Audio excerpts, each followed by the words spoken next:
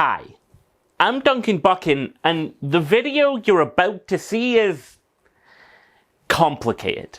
We're going to be talking about Bioshock Infinite and a whole lot of things that were said and done 10 years ago. So I want to start off the video by saying, please don't use this as an excuse to go harass anyone I mention in the video.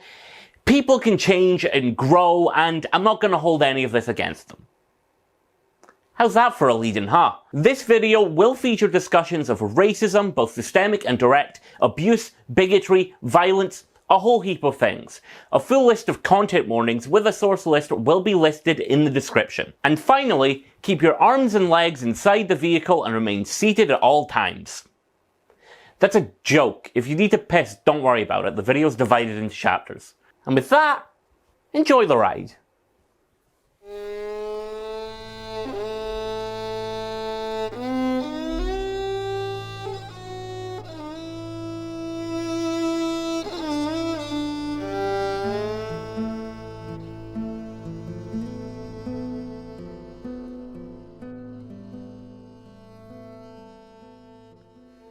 "2013. A long time ago. 10 years to be exact. Nearly half my life. I was 12. I'd just started high school. I'd just gotten out of a brony phase, which I chose to take part in because I thought it would make me look interesting. I was a weird kid. I was getting to the age where I really wanted people to start taking me seriously, much like video games at the time. We were on the cusp of a new generation, and there was a palpable feeling like they were just about to hit the mainstream. The old ways were on their way out. We had to grow up. Games weren't toys anymore. They weren't the domain of dude bros. Angry game reviewers could no longer make jokes about a game and then smash it with a hammer at the end. We had to take them seriously. And 2013 had serious games in spades. The DMC reboot, The Last of Us, the Tomb Raider reboot. But the big one for me was Bioshock Infinite. It was a huge deal. It was the first PC game I ever pre-ordered. Half because it came with some TF2 items for pre-ordering, half because it seemed cool to want to play something so mature. I was a big boy now, I could handle it. I called in sick the day of its release to play it. That would not be the first or last time I would lie about being sick to play a video game. I've done it many times. And to all my former teachers, I apologize. If I could go back in time and do it all again, I would. I didn't miss out on much. And I loved it. I loved Bioshock Infinite. It made me feel exactly how I wanted to feel. Like a big boy who could take video games seriously. And then I never played it again for 10 whole years. And those 10 years went by and a lot happened. To the world, to me. But whatever happened to that game? What happened in the decade since Bioshock Infinite?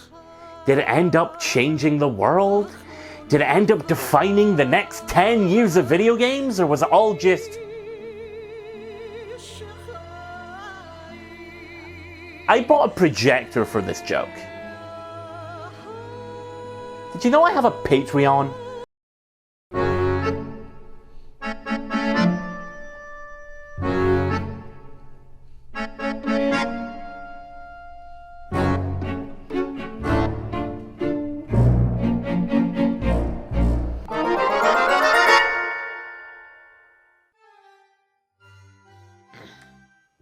Hi, I'm Duncan Buchan, and let's go back to the past. To talk about a shitty game that sucked ass. August 12th, 2010. 2K and Irrational release a new trailer. Open on an underwater city. Whoa! Boom! The POV is ripped away, revealing it was just a fish tank, before being chucked away by a giant mechanical hand into a giant floating city in the sky. A magical girl reaches out her hand to save you before being snatched away. Then, title reveal. Bioshock Infinite. A sequel to Bioshock, one of the most celebrated games of the past decade at the time. It was developed by Irrational Games under the direction of Kane Levine, the auteur-director who moulded the original with his own hundreds upon hundreds of hands. Bioshock was lauded as the thinking man's shooter. As opposed to regular shooters where you shot a gun, Bioshock changed things. In between bouts of shooting a gun, you could listen to podcasts about why you were shooting a gun. And at the end, a man came out and told you that you were shooting a gun. riveting stuff. But when time came to develop a sequel, Levine and his team declined, not wanting to retread the past. So the sequel was passed off to another developer, and that gave us Bioshock 2. It's weird then that their next move was to make another different Bioshock game, but it seemed like a cool idea. Mainly because that trailer is still incredible. The way it raises the stake and scope of the original game to present all new questions, the possibilities were infinite. Like the name of the game! That trailer was the first warning shot of the almost 3-year hype cycle that led to Infinite's release. People were all over it. It looked insane. What was being promised looked like the best game ever made. Set in the city of Columbia, circa 1912, a floating utopian ideal of America, propped up by slave labor, religious fanaticism, and bigotry hiding in plain sight. You play as Booker DeWitt alongside Elizabeth, a girl with mysterious universe-bending powers, exploring the city in the midst of a power struggle between the ruling and working class. Exploring this rich environment, you could fight through the skies with levels that emphasized verticality through the use of skyhooks, which let you zip yourself across them in no time.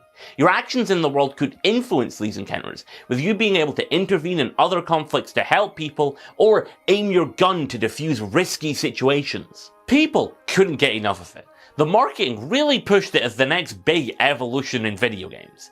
It won 85 awards before release. I don't know what those awards were for, but that's a big fucking number. They put that in every trailer. After all that, could Infinite really live up to the hype it made for itself? No!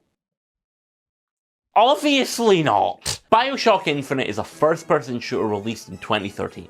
It was not a good time to be a fan of first-person shooters. We were just coming out of the era of oversaturation, with Call of Duty leading the charge on how shooters were designed. FPS design philosophy shifted from the wide maze-like levels of Doom or the open dynamic battlefields of Halo to very controlled hyper-linear levels designed to constantly push you forward. The biggest example of a shooter breaking the mold at the time was fucking Bulletstorm. I don't know if you remember Bulletstorm because nobody does. It sucks. Don't play it. You can do better. I believe in you. What sets Bioshock Infinite apart from COD then? If it really wants to be the next big shooter, it's got some big shoes to fill. The original Bioshock has a degree of freedom in its design. It's quite linear, but you could tackle encounters in unique and interesting ways. The exploration complemented combat nicely. You never really knew when you were going to wander into an encounter. Infinite's big innovation: they're separate now. You get segments dedicated to exploration before you go into a big arena where you get to shoot a gun. There's not much to say about exploration because it really is just walking around pretty environments and occasionally rummaging through a bin. Its main purpose is to deliver narrative to you at your own pace. Which it does, to be fair, it just does it in a very linear fashion. Most of the game is a straight line. A common critique of the game is that it feels like a roller coaster, which I think was coined by Matthew Matosis before it was regurgitated by the masses for a decade. It's a relevant critique, just a bit of a missed opportunity that with the game's focus on racism, he didn't refer to it as apartheid the right. The game's combat centers on the skyhook, a melee weapon that doubles as a way to use the skylines to zip around combat arenas. They really do feel like a roller coaster, in a good way this time. Alongside this, you have the Vigors, the game's equivalent to the Plasmids from the first game. They're pretty fun. Bucking Bronco lets you float people to stun them, Return to Sender lets you catch bullets and throw them back. Each one has a main attack and then a trap that you will never use once. Elizabeth factors into combat. Kind of. She doesn't have a physical form because she can't die or take damage, but she can summon cover or turrets and throw you health and ammo. She's basically an object you can boss around to make the game easier. What else? Guns! Nearly forgot about the guns, it's a shooter. You get all the ones you'd expect, a sniper rifle, a shotgun, a pistol, but none of them get the opportunity to stand out.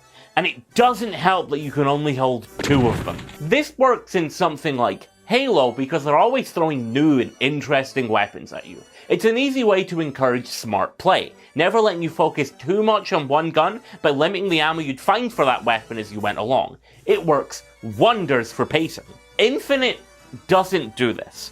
I used the pistol for the entire game because it was easy to get headshots with and they never let you run out of ammo. The game also has a weapon upgrade system, prioritizing the use of a very limited pool of weapons. You might have noticed that I've brushed past a lot of the gameplay in this segment about gameplay, and that's because there isn't really any depth to it. It's got more interesting ideas than its contemporaries, but it never really gets the opportunity to develop past an idea. Nothing in the combat or the exploration gels together, almost as if it's a bunch of disparate ideas chucked together to meet a deadline. Which is what it is. The Bioshock Infinite we have in front of us today is a lie. You know this, it's the main thing everyone loves to say because we know now with hindsight that the development of this game was fucked. In the book Press Reset by Jason Schreier, a games journalist known for blocking me on Twitter, he details the story of Infinite's development and how it all fell apart before being put back together again. I get to Irrational, and there's essentially no game. To the point where the first thing I did was go, "Can I play a build of the game?" The answer was no. They said, "You can play pieces of these things, but there's not an actual functioning game." All that stuff that was in the trailers made it into the game in some form, but they're all noticeably worse than they were pre-release. The skylines made it in, but the levels lost a lot of the verticality depicted in those early gameplay trailers. There's a scene where you get to take out a giant blimp, but it's a largely scripted sequence versus the more dynamic form it took in trailers. This is mostly due to the overambition of Ken Levine. While his co-workers would describe him as a genius, he was also indecisive, constantly coming up with big ideas with no idea on how to implement them before changing his mind on a dime. And that's how Infinite turned out the way it did. People still yearn for a version of Infinite that matches those initial gameplay trailers, but that can't happen, because Infinite is not the story of a brilliant artist hampered down by the powers that be. It's the story of a man given a blank check and infinite time, to make whatever he wanted with no clear idea on how to make it. Cards on the table, from all accounts I've read on Infinite's development, I don't even think Levine was fit to make a game of this scale without some heavy oversight.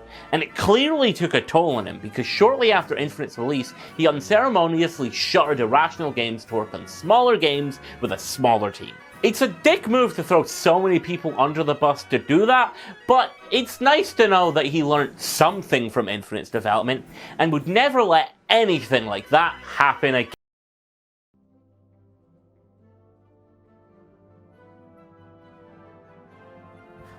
Hi, I'm Duncan Buchan, and have you heard of the internet? The most important technological advancement of all time, it gives people access to all information at all times, allowing anybody to project their voice into the digital ether for eternity.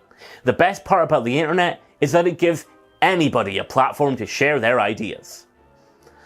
The worst part about the internet is that it gives anybody a platform to share their ideas. The internet fundamentally changed the way we view criticism and reviews. It's no longer just for the people paid to do so. Anyone can write a review and start a dialogue without having to worry about silly things like journalistic ethics, standards, or experience. But now, with so many people able to review anything at any time, how do you sort through the weeds? How do you figure out who's a professional and who's just a fan and reach a general consensus about what everyone thinks? Well, you get review aggregate sites like Metacritic, which sorts every review into two big numbers: critic scores and user scores. This development, perhaps intentionally, gives rise to something I'm going to refer to as the democratization of reviews. What the reviews say stops mattering. What matters are the two big numbers and how they differ. Critics are pitted against users as if they're actively against each other. The critics in their ivory towers versus the voice of the people. Vox Populi, if you will. It's a Bioshock Infinite joke. It's actually a really good example of this. The initial reviews of Bioshock Infinite were insanely positive, a 94 out of 100 on Metacritic, making it the highest rated PC game of 2013. And while I can't read every review, I can still give you the highlights. Let's take a look at the IGN review. The review gives a bird's eye view of everything the game is going for, focusing on narrative and how the game handles sensitive topics like race. Serious themes abound in Columbia's alternate reality 1912. Racism, sexism, nationalism, and religion are all put directly in front of you, whether you like it or not. It makes a point simply by confronting you with these uncomfortable issues and forcing you to at least think about them. The review gives great care in talking about the game's combat looks and gunplay, and how the game compares to the original with its weapons and abilities. Thanks to the weapons, powers, and upgrades having new names but functioning in largely the same way, it'd be fair to call Infinite an elaborate blue sky reskin of the first Bioshock. If that's a criticism at all, it's a weak one. Before landing on the point that even if Infinite may not be functionally perfect in every instance, it's still in its own class when it comes to narrative, and that really should be commended. That's why they gave Bioshock Infinite a 9.5 out of 10. And I could read every other review, put on my analyst cap and break down the reviews into core arguments and numbers, with big graphs and slick animated graphics, but I don't need to because I've already shown you every review. Because they all read like this. They hit a checklist. How the game handles its heavy themes, how it compares to the original and its legacy, how every other game falters in comparison. Kotaku, Polygon, Giant Bomb, GameSpot, they all come off like ad reads. I'm not the first person to point this out. There's a great piece by Tevis Thompson about how little dissension there is in the reviews, and I fully understand that when so many different outlets are reviewing the exact same game, they're gonna be a bit similar. It'd be impossible not to be.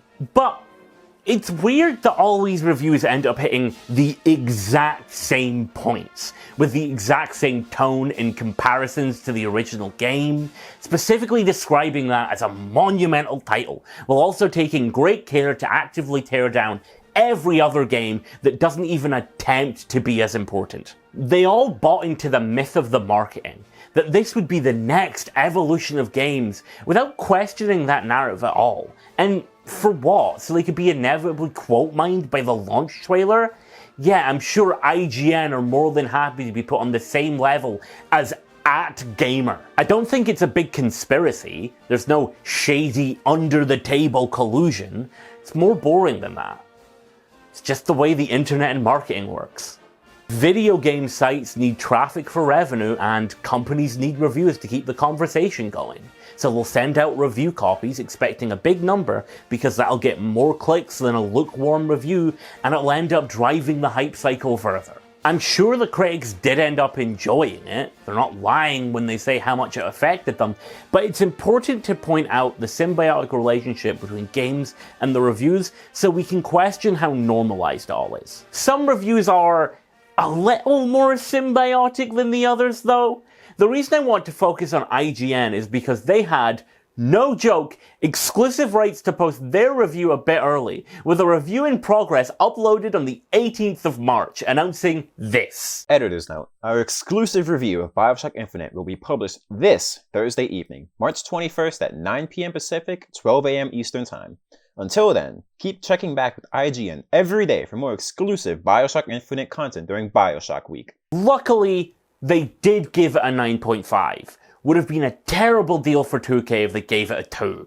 Long story short, the reviewers loved it. So in come all the people who see the big number and will attempt to disprove it. This is where Matthew Matosis' classic Bioshock Infinite critique comes in. An attempt to prove critics wrong by saying the game is bad actually. It's kind of difficult for me to talk about this video because I'm kind of obsessed with it. This video has been a punchline between me and my friends for years because of one very specific section. His opening statement is in regards to Colombia and how it treats minorities as second-class citizens. And there is no way to prepare you for what he is about to say here without just playing it mostly unedited. For a game lauded as pushing the medium forward with mature storytelling, the racism stuff really lacks any sort of nuance. It also lacks any sort of bite. Over the course of my several playthroughs of the game, I heard the word a few times, but never the word 1 minute and 35 seconds. That's how long it takes for Matthew Matosis to say the N-word. And it's not a criticism exclusively aimed at the usage of the N-word. He also mentions sexual assault, and it was 10 years ago, but this is fucking insane. I feel like I have to say that. Look, I'm white. I'm what you might call a cracker. I'm not gonna say the word. I don't think that'd be a good idea, but even ignoring the white man saying the N-word 3 whole times, this criticism doesn't hold any water. He does attempt to elaborate. You can't be politically correct and portray a story like this at the same time. Political correctness is when I choose not to depict graphic sexual violence within my art because it's not necessary. Let's take a step back and really break down everything that's happening, here and throughout the video. Matthew? Can I call him Matthew? Would he prefer Mr. Mitosis? Matthew takes on the role of the enlightened critic, the epic brain haver who can cut through the words of other reviewers to critique the work objectively. The critic's statement is, Bioshock Infinite is bold as it depicts racism in a way that's real and confronting. A subjective statement. How you react to offensive things is very personal. The enlightened critic can't just say, I didn't find it offensive, because that's responding to subjectivity with subjectivity. So how do you disprove this critique in a way that's objective? Well, you use an objective metric. You count how many racist acts happen in the game. The enlightened critic has counted how many slurs are in the game, and Bioshock Infinite doesn't feature the N-word, so he's right. But you can't quantify racism. That's not how racism works. There isn't a racism number that you can bring up that tracks when something becomes racist. Even then, the game still features a lot of very confronting racism. Like, the next section of the video features the scene where a mixed-race couple are tied up as a sideshow and surrounded by minstrel imagery. Can you not see the racism right here? If any of this feels too PC for you as a depiction of racism, buddy, that says less about the game you're reviewing and more about how you react to racism. There's so much more I could break down from this video, but I don't need to because it all follows this framework.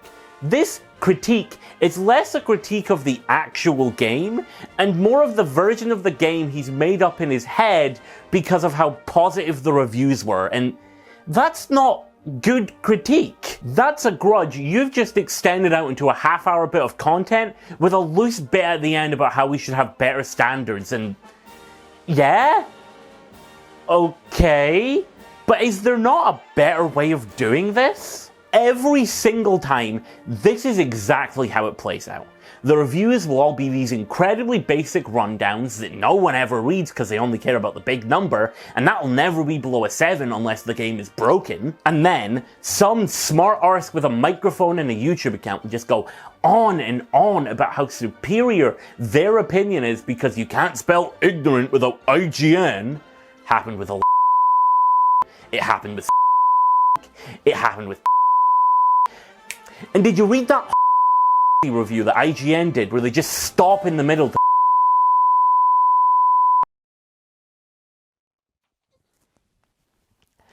Hi, I'm Duncan Buchan, and have we been here before? This place, a picturesque city in the sky, a hyper-religious utopian ideal of what America can be. You've been there before, or you know what it looks like at least. You're baptized under the forgiving water of the Lord and sent out into the city. Children are playing, a barbershop quartet flies by. People are celebrating. It's quaint. It's lovely. Stalls and games are set up leading into a raffle. You can see something going on at the scenes if you look close, but for now, this place feels like home. You enter the raffle. A lady walks around handing out baseballs with numbers in them. Lucky for you, you're the winner, and your prize is presented to you. A horrifically racist display of a mixed-race couple tied up in the form of a wedding. You're given a choice. Do you throw the ball at them and participate, or do you throw the ball at the carnival barker and make a statement? It doesn't matter because you're immediately thrown into combat as you turn a cop's face into cream of tomato, because honestly, ACAB, All cops are Baxters. The opening half hour of Bioshock Infinite works as an incredible short story. You're accepted into a deeply religious American society through the act of washing your sins away before you're presented with the real thing that keeps the society going: white supremacy. You're given a binary choice on whether or not to participate, but it doesn't really matter because you've just spent the last half hour participating, even if you didn't realize. It's a powerful, interactive exploration of patriotism, religion, how they can play into bigotry, and what it truly means to be forgiven. Savor that, because it's all downhill from here. Let's walk back a bit. The game actually opens on a quote from a character in the game. Already off on a bad foot. If you ever feel the need to quote yourself, no matter the context, you're a bad person. You play as Booker DeWitt, a hired gun sent to the state of Columbia with one instruction: bring us the girl and wipe away the debt. That girl is Elizabeth, the daughter of the city's leader, with incredible, unexplainable powers to open tears in reality to other timelines. Or universes? Don't worry about it, they're interchangeable. Columbia is run by the founders, led by Zachary Comstock. They didn't like how America changed over time to be less racist, so they made a floating city in the sky where they could be more racist. Here's the issue. Infinite wants to be a story that's a frank and real depiction of racism as it pertains to America, but it's fundamentally unwilling to pin the blame on anything or be introspective about it. In its alternate history, it wraps in real-world events. The people of Columbia worship the founding fathers as gods. John Wilkes Booth is a hero for killing the guy who abolished slavery, and Columbia as a society seceded from the US to create a city that better represented what they thought American values were. It's making a world of people who follow these values to their logical extremes, but it's not willing to say that this is a problem with American values. Columbia shares a lot of similarities with the Confederate States of America, who seceded from the US, kicking off the Civil War after Lincoln took office. And without getting too much into history, the Confederacy rose from the fundamental values of America and the foundational assumption that the white man was superior. And despite being dissolved ages ago, people still openly support the Confederacy. It was only 3 years ago that the US Marine Corps banned the Confederate flag. Racism wasn't a temporary setback or this weird separate entity that just showed up one day. It was baked into America. So it's weird that Infinite doesn't explore that. Columbia didn't just secede, it is literally, physically separate, ideologically opposed to America on a conceptual level, which is an unquestioned good. The real problem in Infinite isn't racism, it's extremism. So how does it depict the opposition to this? Well, it's a lot more willing to point fingers in that instance. As you progress through the game, you find out that there are people who aren't too happy with how Columbia prioritizes the white man, and these people make up a faction known as the Vox Populi.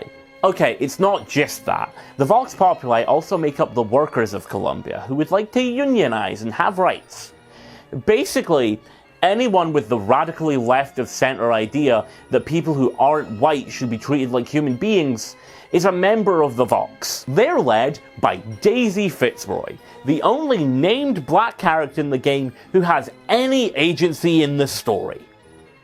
She's a violent revolutionary who is perfectly okay with killing children, so great start! Midway through the game, you're given a glimpse of an alternate reality where the Vox rose up and fought back against the founders. The game even compares this to the French Revolution, with Elizabeth hoping it will be like in Les Miserables. Booker, if the Vox get their weapons, there's going to be a revolution just like Les Miserables. These people are gonna have better lives. Yeah.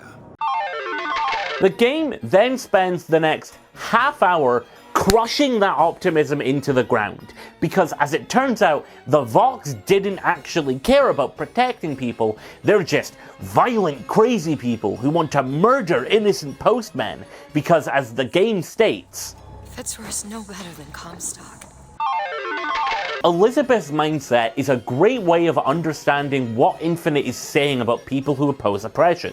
That real revolution is dangerous and bad, so you should just give up trying to fix anything, because if you try, that's extremism. The racists of Infinite are just bad apples who failed the American experiment. But the anti-racists are all violent, crazy people, thirsty for blood, harming the struggle of those unnamed black children used as set dressing, singing Creedence Clearwater Revival. It wants to be seen as saying something truly radical or showing the unseen dark side of society, but doesn't actually say anything revolutionary, settling on a both sides routine that serves no one but the actual oppressors. Okay, Infinite has nothing to say with its political commentary, but art can be so much more than that. Art can explore feelings and emotions we can't express with words. Art can be a window into the soul. So, follow the other bit in the opening. Forgiveness, that's a human feeling. Maybe that'll lead somewhere fun. Infinite's emotional core lies in the relationship between Booker, the hired gun looking for a way to wipe away his debt, and Elizabeth, the girl who will wipe away his debt. Elizabeth has spent her life locked up in a tower, experiencing the world through fiction, or whatever she can glean from her ability to tear holes into alternate worlds with a near infinite number of variables. They get to know each other throughout the game, through incidental dialogue, how Elizabeth factors into combat, and the more somber moments of the story, where we get a peek at where the characters were before the game.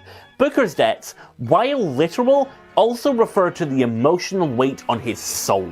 Booker participated in the horrific massacre of the Lakota people at Wounded Knee, a morally terrible action that he's never been able to escape from. It's a little weird that we're made to sympathize with the guy who violently slaughtered indigenous people with the last name that literally translates to the white one, but that's neither here nor there. Anyways, you make it to the War Museum where you come to blows with Cornelius Slate, a former squadmate of Booker's gone mad with a group he refers to as Real Soldiers. They're attempting to kill anyone who gets in their way to kill Comstock, who built this museum as a way to paint himself as a hero of the war. Booker is put up against literal manifestations of his past, all contradictory, all stemming from trying to rationalize what happened. Booker, who is seeking any respite from what he's done, Slate, who never left the war, and Comstock, who sees the war and his actions as a source of pride. In the end, after a gauntlet of combat encounters through the museum, filled with racist caricatures and propaganda depicting the victims as inhuman monsters, you make it to Slate, who's bleeding from his wounds. You're given the choice to either leave him to die, or end his suffering. Regardless, it doesn't matter because neither option gives Booker what he really craves: forgiveness. And not in the sense that Comstock promises him, which is absolution through the Lord.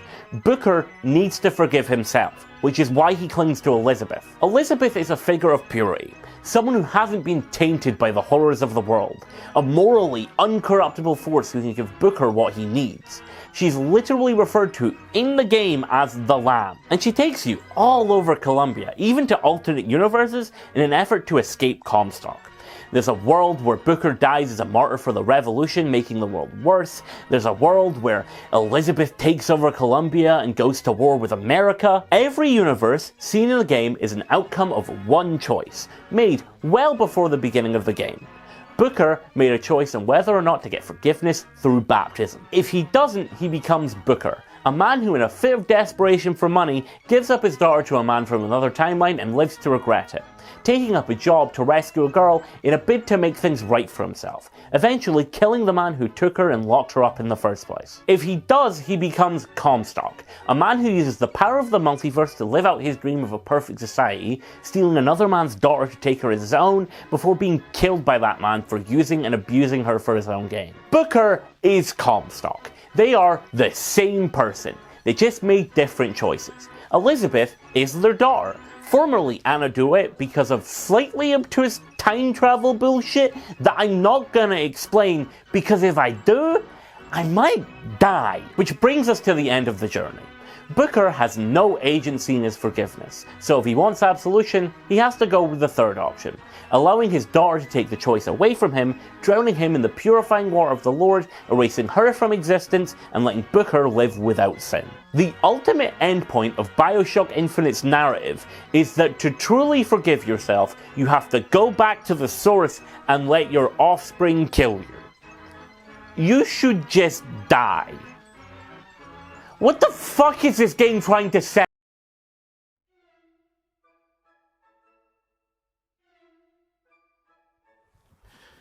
Hi, I'm Duncan Buchan, and video games are art. Or are they? Yes, they are. One person who would disagree with me is Roger Ebert. He's a famous film critic, but he's not a gamer. However, I am a gamer. That means I game, which means I'm the only person qualified enough to solve this. It all started when Ebert made an innocuous comment about the Doom movie, which prompted multiple letters that were highlighted in his weekly column, leading to the statement that would kick this whole discussion into overdrive. I believe the nature of the medium prevents it from moving beyond craftsmanship to the stature of art. That a game can aspire to artistic importance as a visual experience, I accept. But for most gamers, video games represent a loss of those precious hours we have available to make ourselves more cultured, civilized, and empathetic. Many people in the industry would respond to his claims, such as Clint Hawking, known for his work on some of the greatest video games of all time, and also Watch Dogs Legion, and Hideo Kojima, who would come to agree with Ebert's claims that they weren't art because video games were museums? Or cars? This would all come to a head in a few articles. One being a response to Clive Barker, and the other titled, Video Games Can Never Be Art, which lays it all out in more detail. Two main ideas permeate these pieces, the first being about how interactivity calls authorship into question. I believe art is created by an artist. If you change it, you become the artist. Art seeks to lead you to an inevitable conclusion, not a smorgasbord of choices. Easy to debunk. It's true that interactivity makes games unique to other mediums, but a player's actions aren't always decided by them. Let's use Bioshock Infinite as an example. Early on, you're given the choice to have your companion wear a specific emblem, a bird or a cage. The choice doesn't result in much, but both options communicate completely opposite things about your companion. The player is given the choice to change the meaning of the character's costume design. When viewed individually, they mean different things, but the actual meaning of the piece hasn't changed, because both choices make up the whole piece as decided by the author. You can change the game, but the shape of the object hasn't changed. How that meaning changes is part of the piece. You're still being guided by the invisible hand of the author. First argument, done. Easy. What's the next argument? Video games are not art because they're more similar to games than they are art, and games aren't art. Or as Ebert would put it, How do I know this? How many games have I played? I know it by the definition of the vast majority of games. They tend to involve 1. Point and shoot in many variations and plot lines, 2. Treasure or scavenger hunts as in Myst, and 3. Player control of the outcome. I don't think these attributes have much to do with art. They have more in common with sports. open and shut case then. Video games aren't art because tennis isn't art. Video games are games, not art, it's in the name. If only there was some example of a medium once considered to be on the same level as games that eventually evolved into being seen as artistic, despite still having some connection to its gaminess. That's called foreshadowing. In Gina Bloom's Gaming the Stage, she argues and discusses the connection between games and theatres dating all the way back to the 16th and 17th century, and theatre's place as an interactive medium. The overlap between games and theatrical plays was a foregone conclusion for pre-modern people. Medieval writers used the term ludus for both games and plays. The earliest commercial theaters of Shakespeare's era, known as playhouses, were built right next to gaming establishments. Bet you didn't expect me to read a book for this one, huh? Well, you'd be right. I still haven't read a book since my flings with the Communist Manifesto and a Star Wars zombie book. I just listened to a podcast about it. Theatre is a great example of a medium once seen as on par with games through ludology. Now known as the study of games, it did at one point include theatrical analysis. People would play their dice games in one building and go see a play in the next. Theatre was seen as interactive because of how it would communicate with the fourth wall, or use card games to signify character dynamics, and as time went on and theatre grew, we learned how to discuss the art form as its own beast, and we've already seen this with video games. The term video games made sense when they came onto the scene. The biggest example of a video game was Pong, a recreation of tennis in video format, so we called it a video game. But they've already grown so far beyond that notation. Silent Hill 2 explores the agency of people with mental illness and how they're treated on the PS2. Metroid 2 is a Game Boy game that uses the technique of objective-based gameplay to put you in the shoes of a person killing defenseless creatures who eventually evolve to kill you under the order of a faceless organization. I don't think we need to rename them because we already understand what video games are and how they differ from traditional games. But they've been art for years. Using semantics to deny them this isn't just stupid, it's downright ahistorical. And I mean none of this as a diss on Ebert. He's a good writer. Those pieces are well written, and to give him credit, he did write a follow-up piece where he admitted his blind spots as someone who doesn't like video games.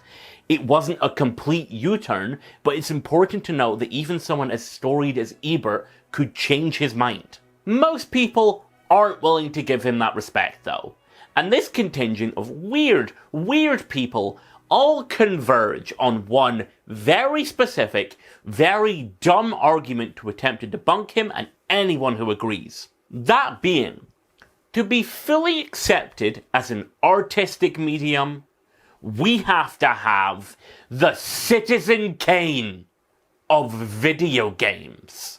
It's an old argument that speaks to another one of Ebert's points. No one in or out of the field has ever been able to cite a game worthy of comparison with the great dramatists, poets, filmmakers, novelists, and composers. If we could find the one game that would prove him wrong, a work of art that could shake the medium to its core and change everything, gaming would finally be accepted into the mainstream, and we could grow from that point.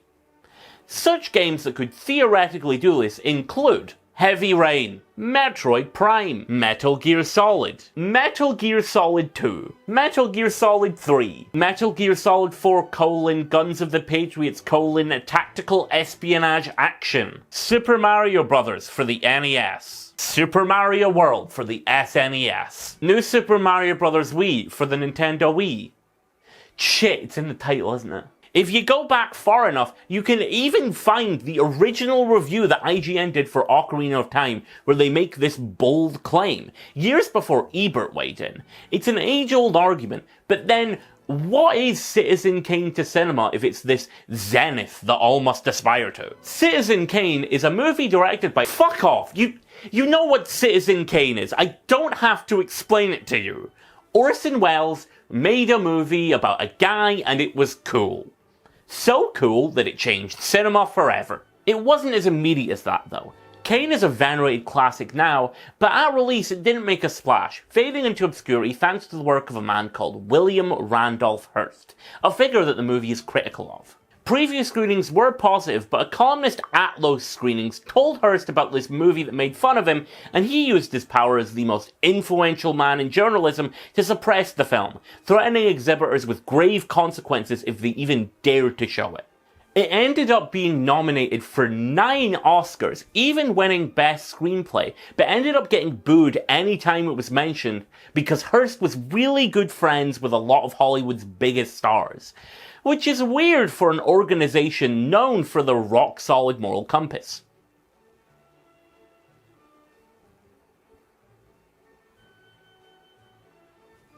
After this, RKO Pictures would sweep the film under the rug to rot, and the film was forgotten over the years, until French film critic André Bazin would rehabilitate the film's reputation after introducing it at a film festival before writing a longer critique in 1946, praising the film as a masterpiece. Which brings us back to now, with the film considered one of the best of all time, topping the Sight and Sound list of greatest films of all time 5 decades in a row, this being a list curated from the opinions of so many different influential directors and critics. It's one of the most respected polls in defining taste and canonizing quality. That's why Kane is legendary. It went from a movie buried by the powers that be to the most celebrated ever.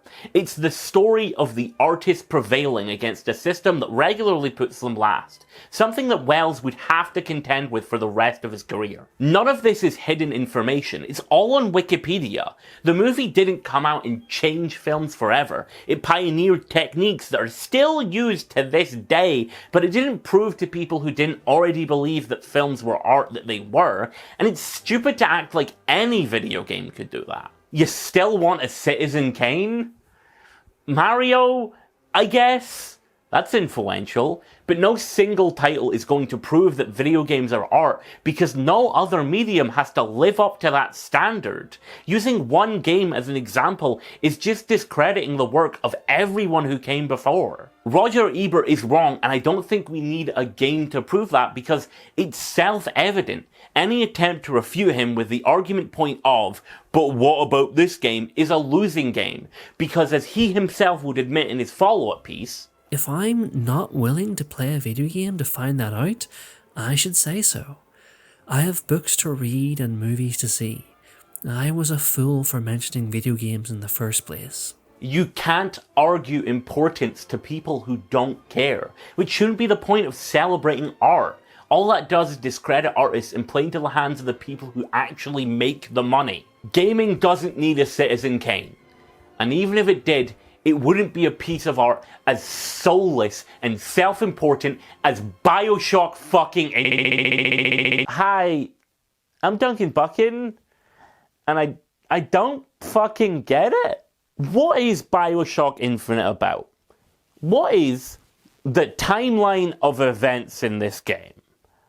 Okay, so Booker, at the age of 16, joins the army during the Civil War and kills a bunch of Native Americans horribly and violently. And then he starts feeling really, really bad about the whole doing a hate crime bit. So he goes to get baptized to become one with the Lord or something. And if he does...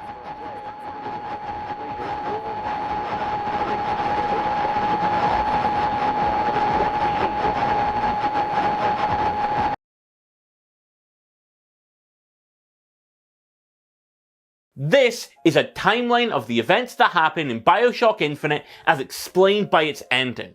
Its ending is famous not because it's particularly well written, but because it sits you down and spends half an hour explaining the mechanics of its time travel to you in a needlessly complex fashion.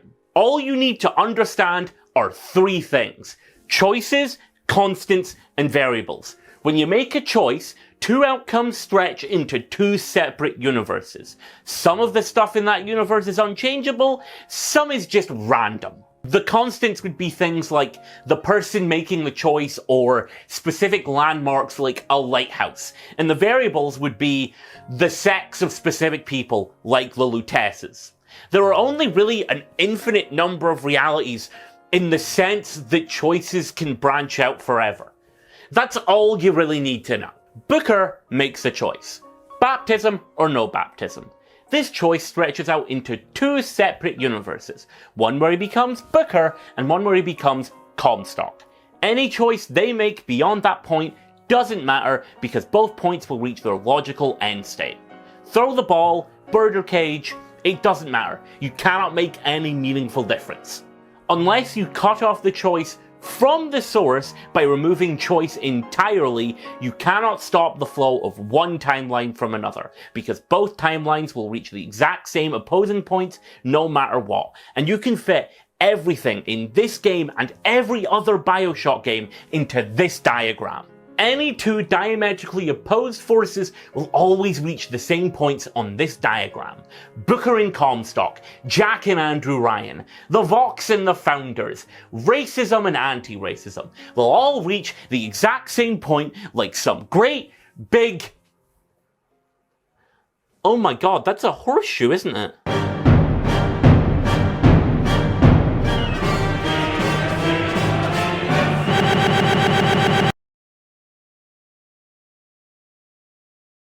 If you actually attempt to break Bioshock Infinite down into a political ideology or an emotional core, it completely falls apart because it doesn't care about telling a good story about those things. The end point of forgiveness is that it's impossible. It's not willing to sympathize with the victims of racism. And you could go down the rabbit hole of attempting to read further into the game. Maybe you've already done that in the comments. Maybe you're telling me about how the narrative is actually about how forgiveness for racism is impossible, that going back to the source. Or some bullshit that ignores the game, outright stating that the people against racism are also evil. But you wouldn't just be going against the game. You'd also be going against its writer and director. When asked about the game's politics on the day it was announced, Ken Levine said, "Our goal is always more to report than to actually make a statement about something. To say here are these ideas and here are these ideas and let people make their own decisions. I love that in previous games, people never really knew where we stood on these issues as individuals because it doesn't matter. We're just talking about those ideas out there." Infinite doesn't care about any of this because it's all set dressing. Bioshock Infinite is actually a meta-narrative about video games. That's what this ending is.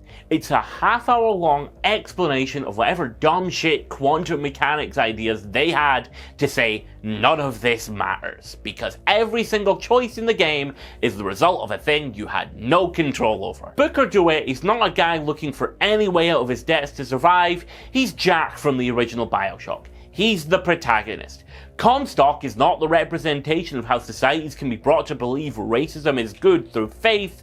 He's Andrew Ryan from Bioshock. He's the villain. Everything in the narrative exists to fill out a role as predetermined by that original choice. That choice being to make a video game with a predetermined endpoint. You can't change things because the game is already made, and you can't build outside of that. Constants and variables? That's because Bioshock has to have some consistent elements to be considered a Bioshock game. You've got to have guns, you've got to have a lighthouse, a man, a city. Those are constants, but specific mechanics or voices or the things that have to change to be considered a unique game in the series, those are variables. The entire game exists to point out its own artifice, and that's the fact that it's a video game. Nothing in the game exists outside of that artifice. The game is outright telling you that it is worthless. What the game is saying is true. Choices in video games are predetermined. There are common elements that permeate through all game narratives. Characters do fill a role. But what is this telling me that I don't already know? I understand that video games can't have infinite choices. I understand how structure works because I'm not a fucking toddler. What was the point of any of this if you're just gonna throw your hands up at the end and say none of it was real? Look, this is the script of the video you are watching right now. You understand that I am reading a script because you're not a fucking idiot. What does that knowledge change about any of this? Like, I know. I did not come into this video game thinking that it was not a video game. I understood that I was playing a game, that I was experiencing a story written by someone about characters that would go somewhere. All you've done is tell me that I've wasted the last 15 hours on this bullshit when I could have been doing my fucking taxes for all I care. In an essay by Always Bet on Dunk, he argues that Infinite shows that even with a binary choice, games can use interactivity to make players think about their actions, and what they might mean for the characters they're controlling and the people around them. He argues in favour of it as a sign of true art, the work of an artist. Infinite is a game about why that's actually dumb, that the limits of video games mean we shouldn't bother with choice at all because who cares, it's all predetermined anyway, might as well just cut it off at the source. Shit, if you go back to the source, the original Bioshock does the exact same shit, despite being commonly touted as a critique on Randian philosophy. By Levine's own admission, it isn't. I think the problem with any philosophy is that it's up to people to carry it out. It could have been objectivism, it could have been anything. It's about what happens when ideals meet reality. If you had to sum up Bioshock's story, that's what it is. I'd even go as far as to say the original Bioshock is the exact same shit, presenting you with a veneer of being about philosophy or politics, when it's actually a game about how it's weird that video games have objectives. But the core of Infinite is even worse. Nothing in it says anything of note.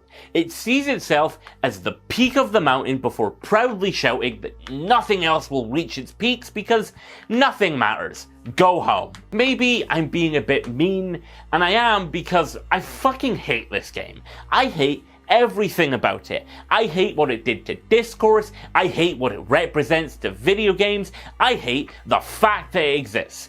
I hate that every few years we have to sit around and act like one of these games is gonna revolutionize the world before it's forgotten after a year. That's the story of Bioshock Infinite.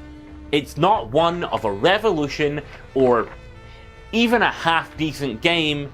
It's the story of a game that was immediately superseded by works remembered more fondly. But its echoes are felt everywhere. Every few years, Ubisoft will try out another game draped in the imagery of modern politics that say absolutely nothing. Countless hacks will always act like they're saying something brilliant by pointing out the nature of choice in digital media, like Netflix's Bandersnatch. Ken Levine's first game after leaving Irrational just got revealed a few months ago. Initially planned for 2017, the game suffered many internal delays, as the scope of what Levine wanted the game to be became too large for a studio of 12. It has since ballooned to a team of 30 people. That game is Judas, a first-person shooter with elemental abilities. Set in an isolated society, ruled by enigmatic and tyrannical leaders after it's all gone tits up, with a heavy focus on religious themes and imagery. Long story short, he's just made the same game again. We're never escaping this, we're never breaking the cycle. But hey, on the bright side, at least we can still fall back on some old favourites while we're here.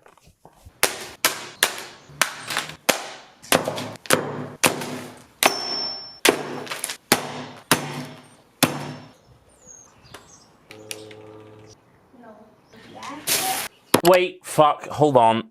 Go back. No, that's not gonna work. Fuck. Okay. Why did old game reviews end with smashing the game? So many of them were doing it. Angry Joe, Irate Gamer, AVGN. Well, I have a theory. Smashing the thing they're reviewing. Not only is it a good bookend to a review, it's also a way of showing that they've conquered the game. It won't be able to harm them anymore because it's no more than rubble. It's a worthless thing that they've destroyed right in front of you. Isn't that cool? So, I could end the video like that. It leaves you with a little to think about. It's a decent callback to a joke from the beginning. And if that makes a satisfying ending for you, you can go. Seriously, I won't hold it against you. They already have your ad revenue anyway. But would that make me better than Bioshock Infinite? That's what the ending of Infinite is. It's the equivalent of the angry gamer smashing the game. Nothing matters and I will destroy the concept of narrative right in front of you. Isn't that cool? It's immature, it's mean, and more than anything, it's easy. Acting like you don't care is easy. This form of nihilism is easy. Actually giving a shit and trying to make something more than that, something positive, that's difficult. So, I could end it like this, but that'd be easy. I'm gonna take the hard way out. I want to make you give a shit. So, fuck it. Let's break the cycle.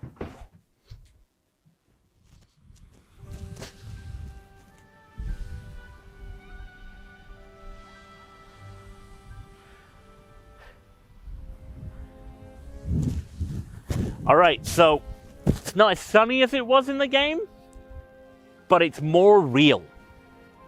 And I think that's what counts. There's something Roger Ebert said when reviewing the movie Gamera, Guardian of the Universe, about how we view art that I want to paraphrase because it's always stuck with me. His idea was that when you're a kid, you don't have taste, so you gravitate towards Gamera because flying turtles are cool.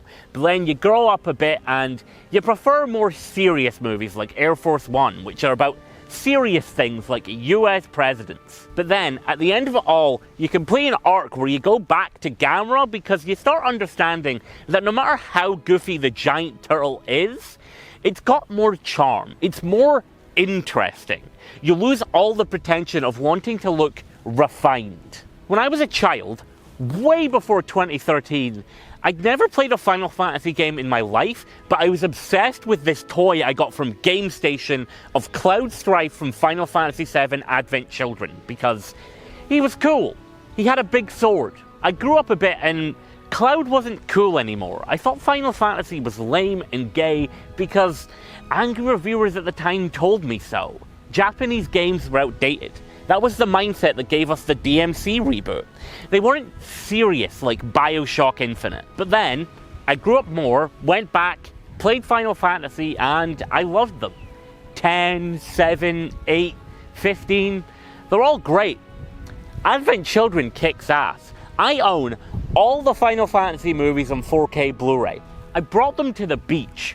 I am still that weird kid. And I bring this all up because the Final Fantasy VII Remake isn't just good, it's everything that Bioshock Infinite wishes it was. Presented as a remake of the original game, it features some of its best moments.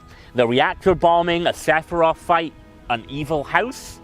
But its most interesting move is not only how it changes the narrative, it's how it wraps that into the narrative. The Final Fantasy VII Remake is actually about the characters of Final Fantasy VII being trapped in a remake of the original game, with its spin-offs and continuations bolted on, and it's hell. It's hell for these characters that you know and love to play out a narrative they've experienced before with no power to change things.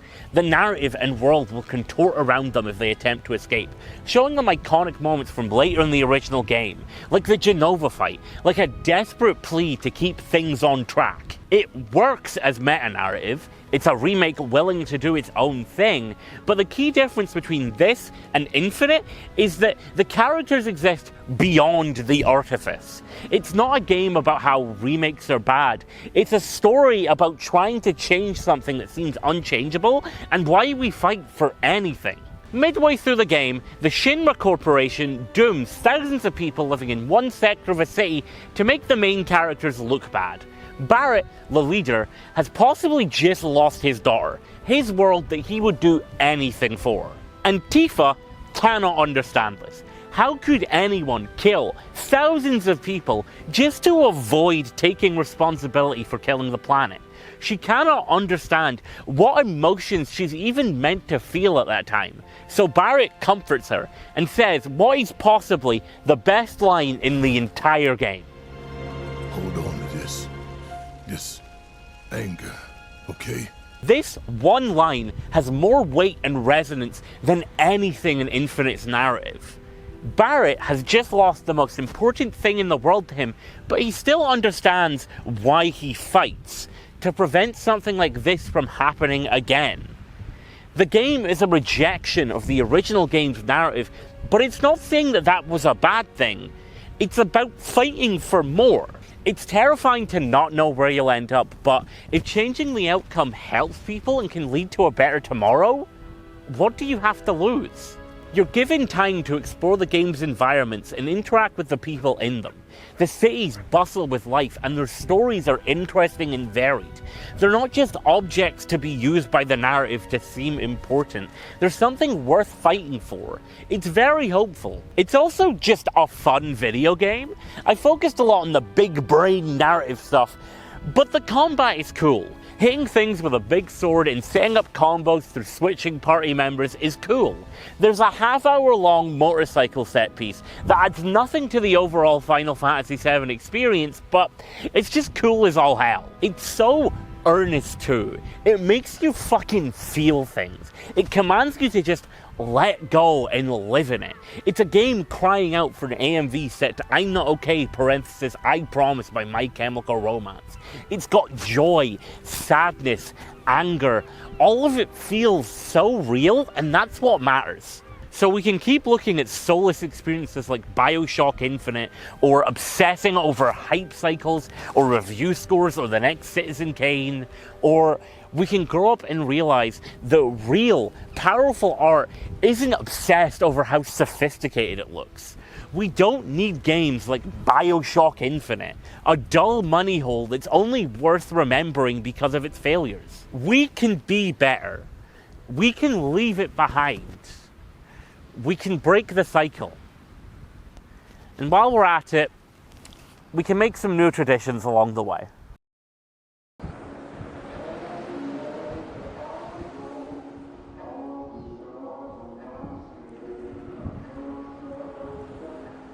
Special thanks to Ink Assassin and all my wonderful patrons. If you'd like to know more, please check out patreon.com/alwaysbetondunk.